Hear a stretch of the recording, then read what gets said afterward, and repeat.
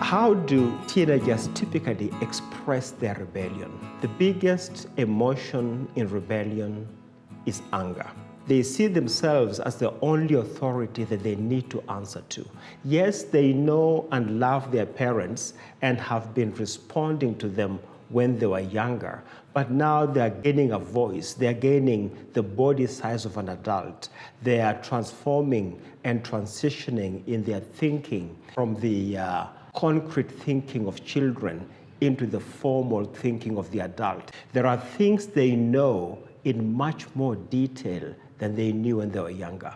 They have also begun to figure out the weaknesses of their parents, and they want to push back to be able to get their way. Now, I mentioned that anger is the emotion that's being expressed in rebellion. But what's going on behind the scenes? Here's a phrase that I'd like you to remember. Whenever you see rebellion, ask yourself, what's the need behind the deed?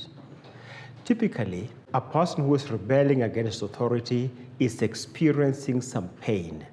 Your teenager is in pain. The pain is not evident on the outside, but the pain that's on the inside is expressing itself externally, and the parent is experiencing the rebellious actions. This expression of pain is not limited to the teenager. Even adults who are in pain will also express anger.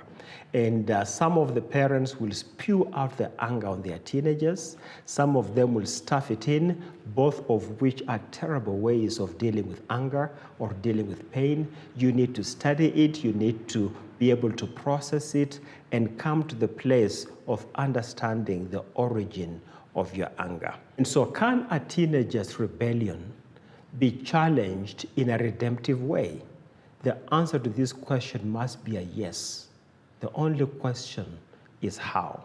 Now, what can a parent do when a teenager is expressing anger, when a teenager is pushing back, when a teenager is resisting authority? Remember, they are doing this because they are in pain. And the first thing the parent needs to do is to enter the pain of their teenager. Enter the pain. That presupposes that you understand the origin of that pain and that you're willing and able to enter it. If you're not willing, that's a problem. If you're not able, these lectures will help you to determine how to be able.